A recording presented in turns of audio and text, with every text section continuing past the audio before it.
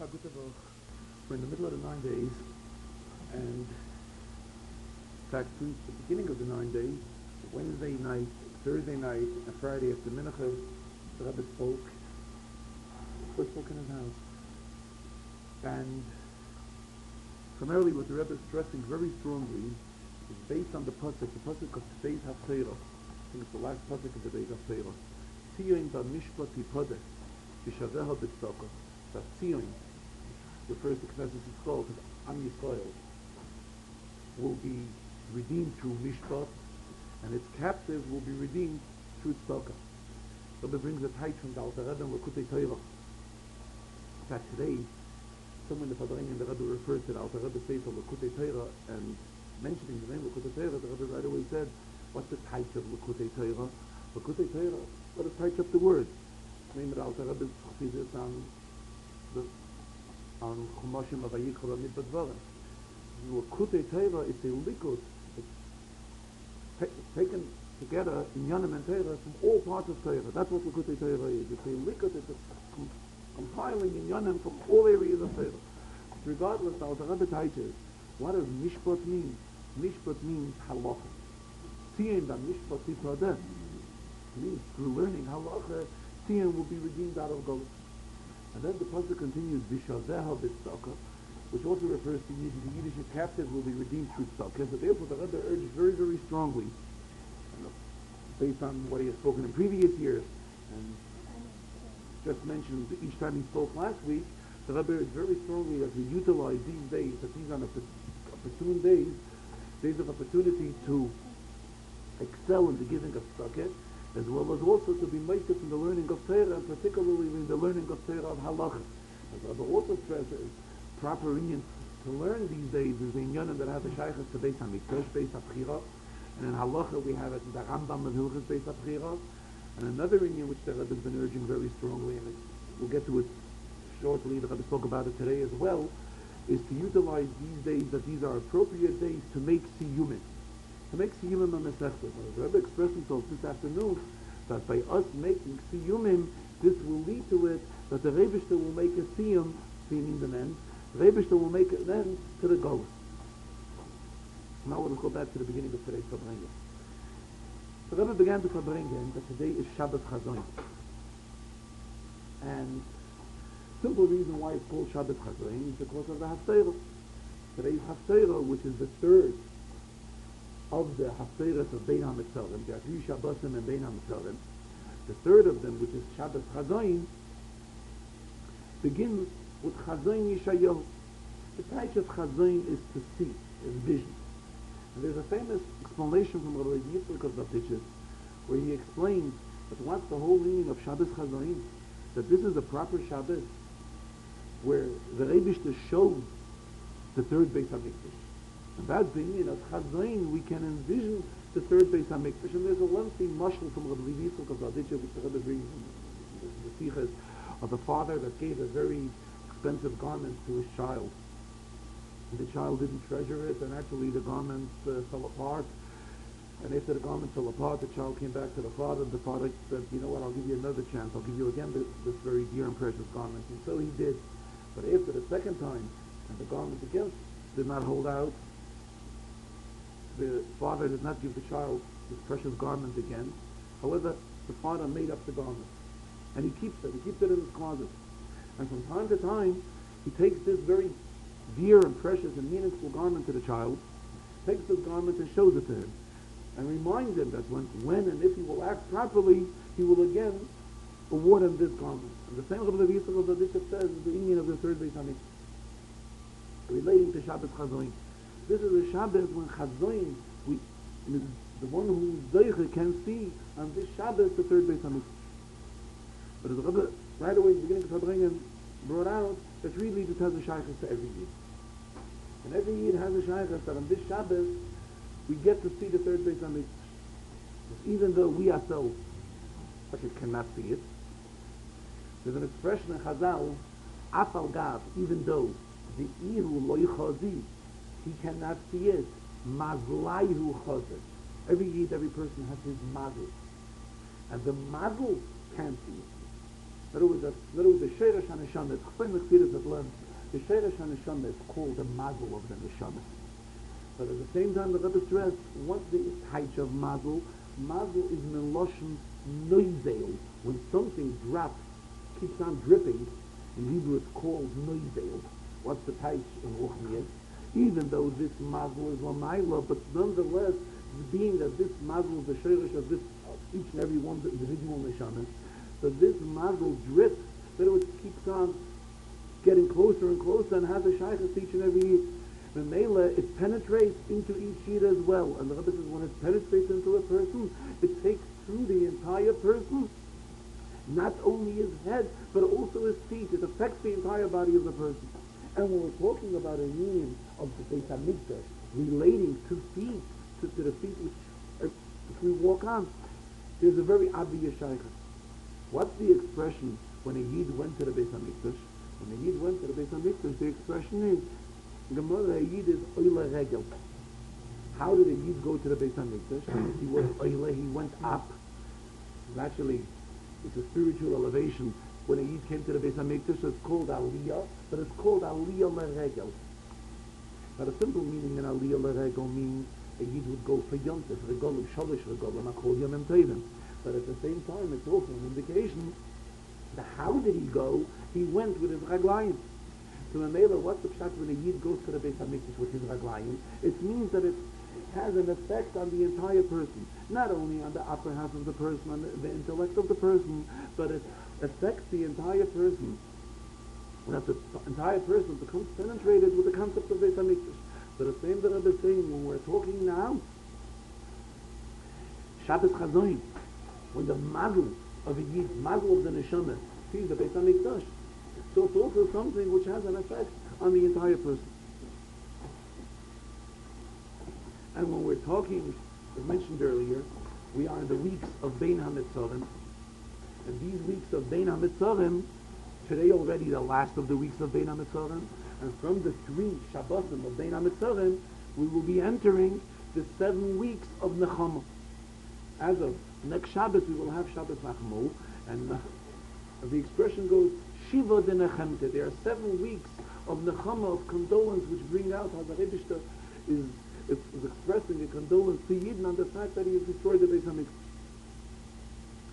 So in Parshas Devarim, which we read today, which begins Eila HaDvarim Asher Diber Moshe, and as the Sedra starts listing various places, Rashi right away comments, what are these places? Here Moshe Rabbeinu is reminding Yidden on wrong things, on Averas which were committed in each of these places while the Yidden camped there.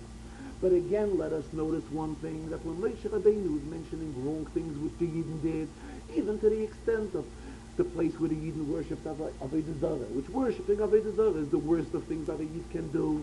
Nonetheless, how is Moshe Rabbeinu mentioning it? He's mentioning all this in a very concealed way. Why? He's protecting the covenant of the Yidden. Because when we're talking about Yidden sinning, it's not something which Moshe Rabbeinu is eager to elaborate on. He's mentioning it in a very, very brief way. He's just mentioning names of sites, names of places. And by mentioning these names of sites, he's reminding Yidden what went wrong in these places. Now, from this Sedra of Devarim, which we read today, we are entering into next week's Sedra, which we are already beginning to read today to Menachem, which is Pashas V'eschanu. What is V'eschanu? So right away, V'eschanu, the first word, V'eschanu has 2 nuns. One regular nun and one long nun. A long nun, so this is Al Pi Halacha.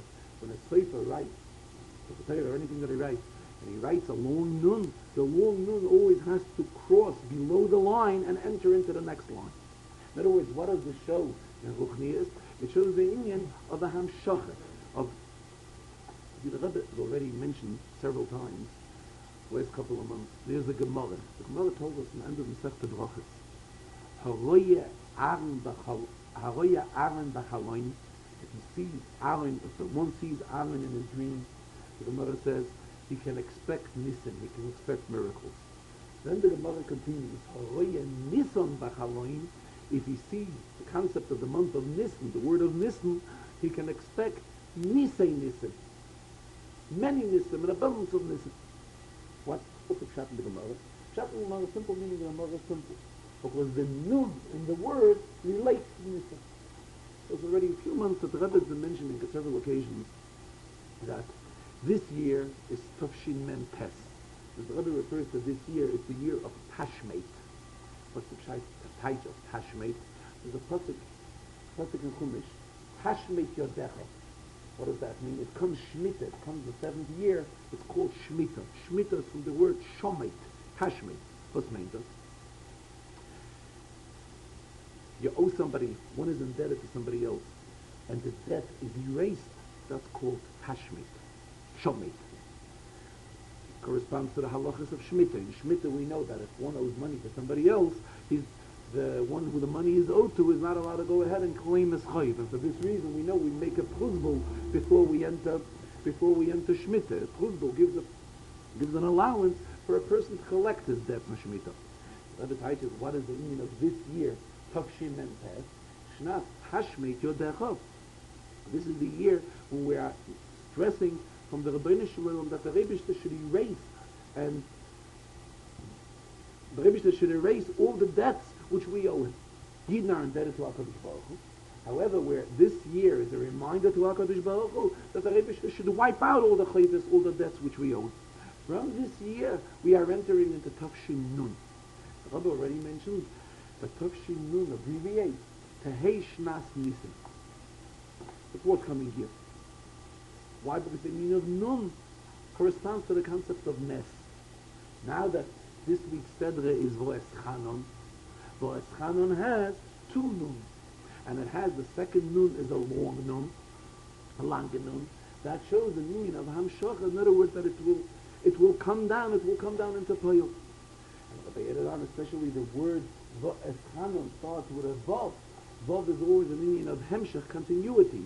So in other words, if this Inyan will be coming down into reality, the Inyan of Nisan is, and especially in view the pasuk Ki meitzeischa me'eretz Mitzrayim arenu nitvois. And the Zohar explains this pasuk that it means that how many wonders the Rebbeinu made when he took us out of Mitzrayim, and all the Golos are compared to Mitzrayim. So the name of the Golos which we are in now is also compared to Mitzrayim. And again, remember that Mitzrayim relates to the word Bein HaMitzorim. It's all the same concept. Now we are in the middle of the 3 weeks, Bein HaMitzorim. Mitzrayim is also Meloshin Tar, Meloshin Ein. See, this always elaborates on the concept of Mitzrayim, meaning Meloshin Mitzorim, Megvulim, limitations. That's the meaning spiritually. Why is this Bein HaMitzorim? This kufa called Bein HaMitzorim. It is a period of time when we were spiritually limited. We were brought into spiritual limitations as a result of whatever has transpired in Bein HaMitzorim.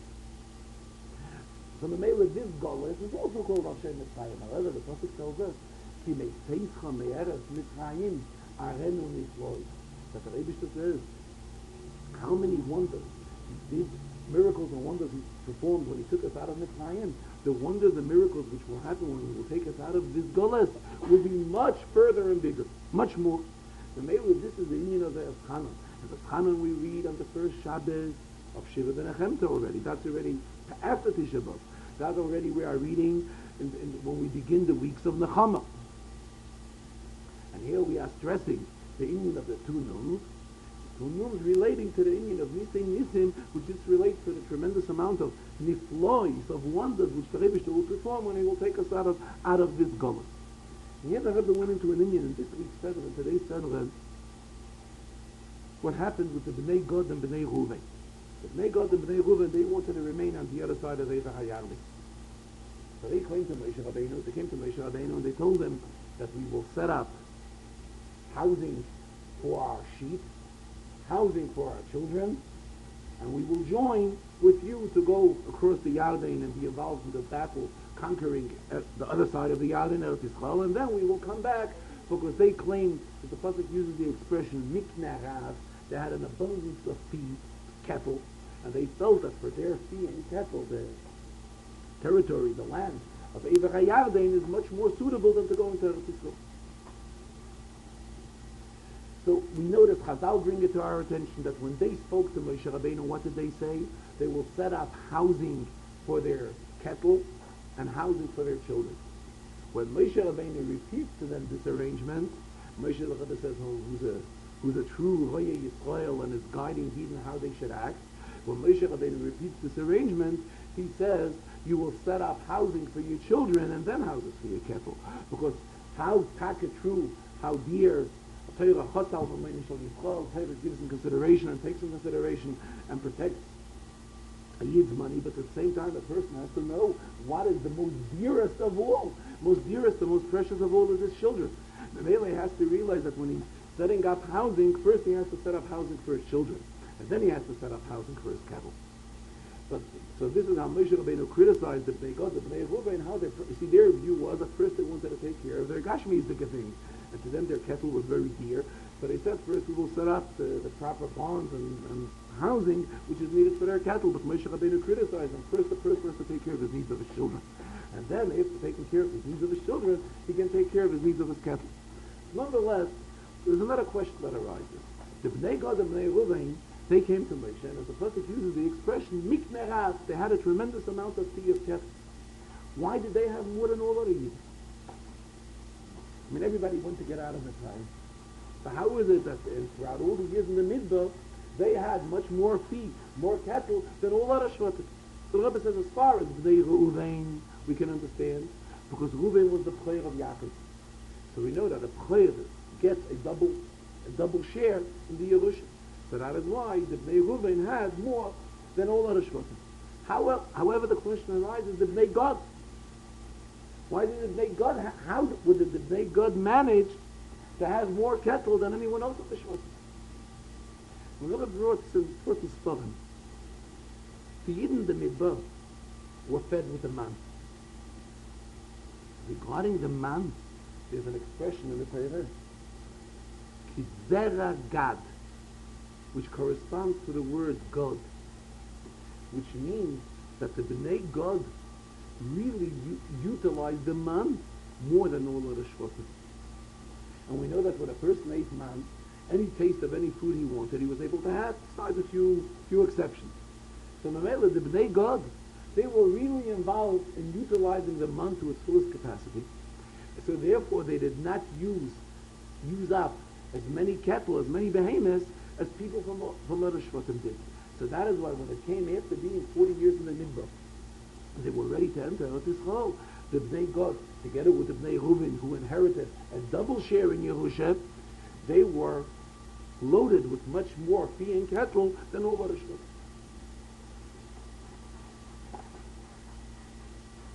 We also mentioned throughout the Farbrengen, I don't recall exactly how, regarding tonight's date, that tonight is Hey Of. And 5 days in Of, this is the day of the Yortzeit of the Arizal, of the Ariyah Chai. Rebbe continued later in the Farbrengen that it's customary to demand in these days a minion of siyumin, we mentioned earlier. Rebbe really elaborated. We're talking about siyums.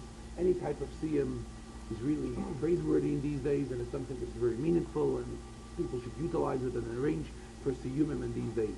And therefore, the Rebbe said he will discuss a minion in the siyum, a minion in the siyum in the halachas of Rambam. The halachas of Rambam, for those that learn three prakim a day, we finished, I think it was Friday, the halachas of tumas oichlin, the tumah which relates to food, and we are beginning the halachas of kalim. Also as far as tumah regarding kalim, regarding various vessels, dishes, kalim. Rebbe says, when we're talking about kalim, right away it comes to our mind, what is the Chassidische, the spiritual interpretation of the concept of kalim? The spiritual interpretation of kalim means that we are to make this world, the entire world, a keli for a lakos. That's the whole meaning of the neshama coming down into this world. The neshama comes down into this world to take all the gashmis of this world and to convert all the gashmis of this world, that it should be a vessel for a lakos, it should be a vessel of absorbing get l'chai.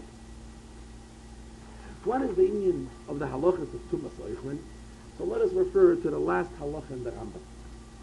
The last halacha in the Rambam, here the Rambam brings out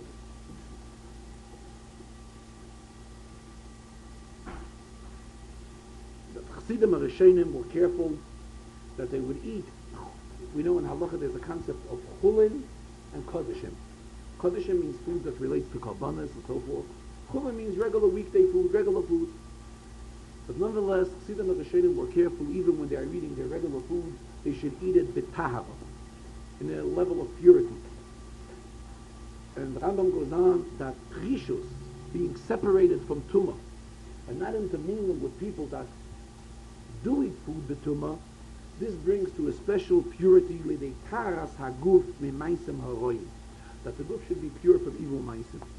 Then the Rambam continues that when the guf is pure, this brings to a special kedushas hanefesh, to a special sanctity of the soul, min hadeyes haroyes, from evil thoughts. O kedushas hanefesh, and when the nefesh is kadosh, when the soul is heilig, the Rambam continues, goyremes, this leads lihi domes b'shchine, that a person is at this level of kedushas hanefesh, he can compare himself to the Shechina. And the Rambam closes off these halachas with a pasuk. Shenema v'hiskadishtem v'yisem kedoshim. The Rebbe tells Yidden, you shall sanctify yourself and you will be holy. Ki kodesh ani Hashem mekadishchem. Because I am holy. The Rebbe says, I am holy, the one who is making you holy. The Rebbe brings something very interesting to our attention. The Rambam supposedly is quoting a pasuk, which I just said, v'hiskadishtem v'yisem kedoshim. Ki kodesh ani Hashem mekadishchem. Says the Rebbe, there is no such pasuk. There's no such pasuk. What the Rambam is doing, he's combining two psukim, which is very unusual. So the Rambam says he's quoting a pasuk, he quotes a pasuk. The Iskadishtem v'yisem k'toshim is one pasuk, the Kikodesh ani Hashem mekadishchem is another pasuk. And the Rambam makes it sound like one pasuk, but really two separate psukim in the Torah. There is nowhere in the Torah that there's such a pasuk. But here the Rebbe went into a lengthy explanation regarding this concept, which we're just discussing, that where is the source of this? The source of this is the end of Masechta Sotah. At the end of Masechta Sotah, this is where the Gemara brings this explanation that how one step leads to another. When a person is holy in Taras Aguf, it leads to the Kedusha of his Neshama. And when his Neshama is holy, this can lead to such an extent that he can compare himself to the Shekhinah. But it says if we really look up this Chazarah, we will notice that there are differences, the way the Gemara is mentioned, the way it is mentioned in the Gemara, the way it is mentioned in Talmud Yerushalmi, in other words, between Talmud Davi and Talmud Yerushalmi, and also the way it is mentioned in the Baraita, the Sefer. And each word is mentioned, it's mentioned differently, with different details. But regardless, this is mentioned in the Masechta Sotah. What is the meaning of a Sotah? The meaning of the Sotah is a woman that's accused that she's not honest to her husband, that she's being accused of having to do with another man. Same when we're talking in Ruchnias, when we're talking spiritually, it's the same thing. Knesset Yisrael, Yidden, are compared to the Isha. The Rebbe is the Ish, there's a Chassan and Yidden are the Kala. And when Yidden are sinning, Pshat, Yidden are being accused that they're not sincere and honest to their husband, to our husband, the Rabbeinu Shalom, that we're having an affair with somebody else. And that's the idea of Masechta Sotah. What's the meaning of the Sotah? The Sotah is the woman that's being accused of them. And here we are saying that the waters of the Sotah proves the condition, how she really is. But it says, what really proves that Yidden never turned away from the Rabbeinu Shalom. And Yidden are always tried with the Eibishter. And if Yidden did something wrong, it's only unintentionally. But Chas v'Shalom to say that Yidden intentionally turned turned away from the husband and went and sinned Chas v'Shalom with another man. Chas v'Shalom. Here the Rebbe brought a very geschmacked height from the Barditchever, where the Yitzchak of Barditchev brings it in his Sefer Kedushas Levi, and it is known how the Yitzchak of Barditchev was always eager to find good on Yidden. At all occasions, at every occasion he had, he'd always try and bring out something good about Yidden. So the Yitzchak of Barditchev types the pasuk. In today's Haftarah, there's a pasuk, Am Keved Oven. The simple meaning of it is that Yidden, Am the nation, Keved Oven, who is heavy, with Avainis, with Averis. That's the simple meaning of the word. But we read about this type. Am Keved Avain. It's a nation. Keved is heavy. When it's hard for somebody to do something, you use the expression it's heavy. Something which a person does easy, he's fast at. Something which is hard for him to do, he's heavy. It's heavy for him to do. But the Yisra of the type is that Yidden are an Am Keved Avain. It's hard for Yidden to do Averis. Mela, that's how the Yisra looks at this whole thing. And that's the same idea when we're talking about Yidden, of the meaning of Seites. The truth is that Yidden never turned away from the Rebbeinu Shalom. Yidden are always attached with HaKadosh Baruch Hu. And this is what the water of the Seites proves. In other words, the whole fact that Yidden went into Golus. According to Chassidus, there's a famous pasuk that there's a Mayim Rabim, there's a flow of very strong waters. In other words, all the gashmis that's surrounding us, that's compared to a flow of water, a very strong and powerful flow of water. And this entire very strong flow of water, and even though we are surrounded with this and we are affected by this packet, but nonetheless it is proven that Yidden never parted from the Rebbeinu Shalom. The Rebbe at the end of the Farbrengen spoke very strongly how we are constantly to await for Geula. But if it should Mashiach even come today, and we will have to daven mincha already in Yerushalayim. And the only question will be, what are we going to do with a Baruch Achrayna? We know we have to make a Baruch Achrayna on the Farbrengen here, and here Mashiach is going to come, and we know, look at the Baruch Achrayna, there are halachas of the hefsek, that we're not allowed to have a big pause in the middle. The Rebbe says, there will be an attachment. There's an attaching, see there's an expression, the Mutza HaMechaber, and in the Mutza HaMatzik. There's somebody that can attach, and it becomes an attachment. There's somebody, a mediator in between, but he's not attaching, he's separating. But it says, let him come, and he will attach us, and it'll be in the Mutza HaMechaber, and let us not be concerned about a hefsek, using the expression, it's left kind of like using the word of hefsek, and the Mutza HaMatzik. It will not be somebody that's intermediate, that causes a hefsek. On the contrary, it will cause a chibur, it will cause an attachment. Rebbe mentioned that, I think it was one day this week also, when he was talking Thursday night, and the Rebbe was talking about the coming of Mashiach, and he said, the Gemara says that Mashiach cannot come on a Friday. So the Rebbe said, let him come, and when he comes, he will answer all the questions. So, I have a story from Tzemach Tzedek. Tzemach Tzedek also wants to express himself, as also Mashiach comes. The mother says that for certain dates that Mashiach cannot come. So whoever it was, one of the people nearby to the Tzemach Tzedek asked him, how can you say Mashiach should come now? The Gemara says in David Bar that Mashiach will not come neither on a Shabbos, neither on a Yom Tov, not on Erev Shabbos, not on Erev Yom Tov. Tzemach Tzedek responded that in the Gemara we always come across the expression of Teiku. Teiku meaning Tzidi Yitaret Chushas V'Abayis. So when Mashiach will come, he will have to answer many, many questions. So amongst the questions he will have to answer, there will be another question for him to answer. But the main thing is let him come. As the Rebbe today also elaborated, when Mashiach will come, then we'll have David HaMelech with us, David Melech Yisrael, Chayvekayim, when he will be leading us together with Shlomo HaMelech, together with Moshe Rabbeinu, with Mashiach, and all the tzaddikim together with the coming of Mashiach, all the tzaddikim will all rise. Kriyas HaMeisim, I've heard many times explained it, that it's brought in Sforim, that first Mashiach will come. Nachdem the Zayin, Kriyas HaMeisim. Kriyas HaMeisim will be brought in Sforim, like first time I recall correctly, I think it's 40 years after the coming of Mashiach. But nonetheless, as I'll say, that tzaddikim will rise right away with the coming of Mashiach. With the coming of Mashiach, then we will have David Melech Yisrael, and Shlomo HaMelech, and everybody, Moshe Rabbeinu, together with us, and we will all be able to learn Torah from them and be under their guidance, and we will have the Beis HaMikdash and be able to be Makas Chabonis, and let this all take place as soon as possible.